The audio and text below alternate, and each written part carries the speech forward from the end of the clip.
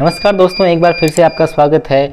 2025 board परीक्षा के जो अति महत्वपूर्ण सवाल की अपनी जो सीरीज चल रही है गणित विषय कक्षा 10 के लिए, उसके अंदर आज हम पढ़ने वाले हैं द्विघात समीकरण के मूलों की प्रकृति के बारे में। इसके अंदर जो मूलों की प्रकृति है उससे संबंधित एक इम्पोर्टेंट सवाल बनता है परीक्षा के अंदर, जो 1 नंबर और 2 नंबर में पूछा जाता है, मूलों की प्रकृति।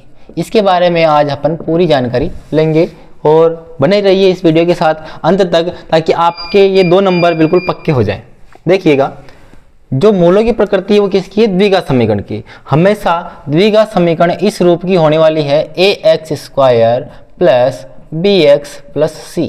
ये द्विघात समीकरण का एक व्यापक रूप है। क्या है ये? Standard form of quadratic equation, द्विघात समीकरण।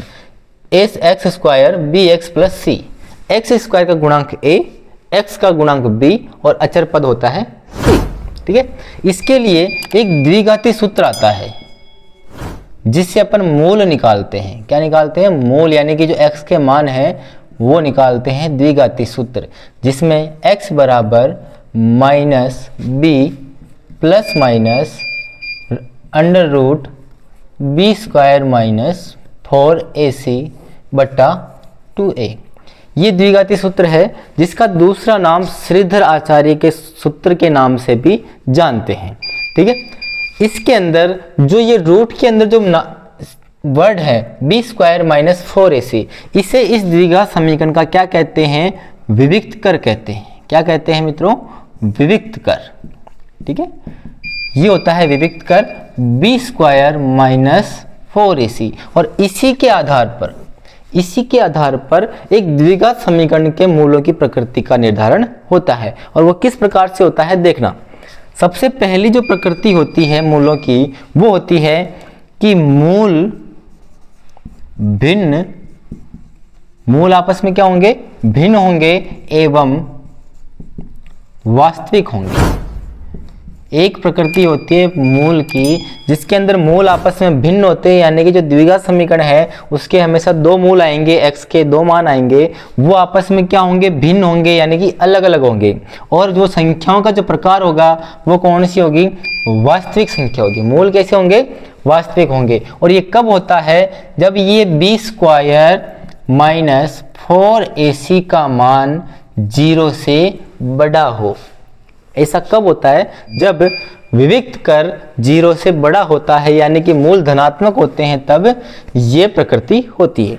दूसरी, इसके अंदर जो दूसरी प्रकृति होती है वो होती है मूल समान एवं वास्तविक।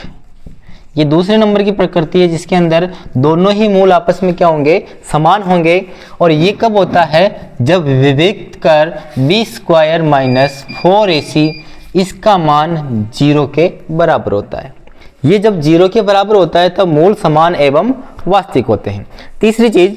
तीसरी जो प्रकृति है इसकी, वो है इसके मूल क्या होंगे? काल्पनिक।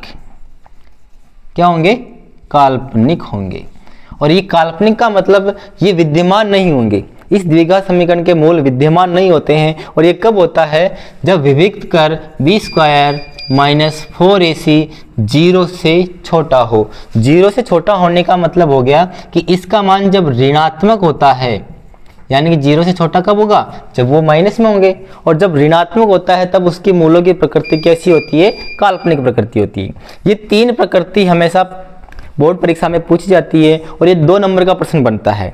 अब इसका जो सवाल आएगा वो कैसा आएगा वो अपन देखते हैं। इसमें ये चीज इंपॉर्टेंट है कि विविक्त कर क्या होता है। कभी कभी सीधा ये भी पूछ लेते हैं कि द्विघात समीकरण का विविक्त कर लिखिए। इसके अलावा मूलों की प्रकृति ये 3 प्रकार की हो गई। ये द्विघात समीकरण का व्यापक रूप है जहाँ पे अपन को a, b, c और c के मान देते हैं। x² के जो पास में होता है वो a का मान होता है, जो x के पास में होता है वो b होता है, और जो बिना x के यानी जो अचर पद है वो c होता है। इसके बाद इसका जो सवाल परीक्षा में बनता है वो कैसा होता है वो देखना।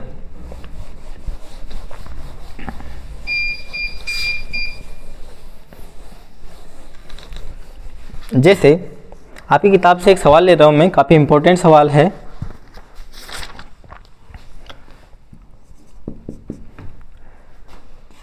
2x² माइनस 4x प्लस 3 बराबर 0।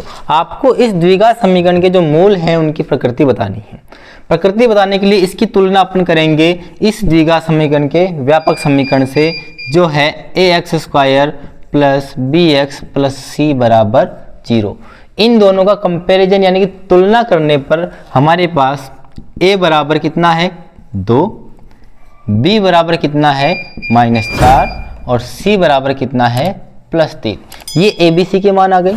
मूलों की प्रकृति का निर्धारण होता है विविक्त कर से, इसे बोलते हैं विविक्त कर।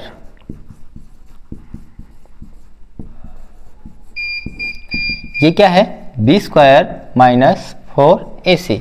अब इसके अंदर आपको क्या रखना है, ABC के मान रखने हैं। तो b का मान अपने पास -4 है, यानी कि -4 का स्क्वायर -4, a का मतलब 2 और c का मतलब यहाँ पे है 3 से। 4 का स्क्वायर कितना होता है 16 माइनस 4 दूनी 8, 8 तिया 24, तो ये हो गया 24। 16 प्लस के हैं, 24 माइनस के हैं, तो यहाँ पे बड़ी संख्या माइनस की, यानी कि आंसर में माइनस बड़ा है तो आंसर में माइनस ही आएगा। और 24 में 16 गए तो क्या बचेंगे, माइनस के 8 बचेंगे।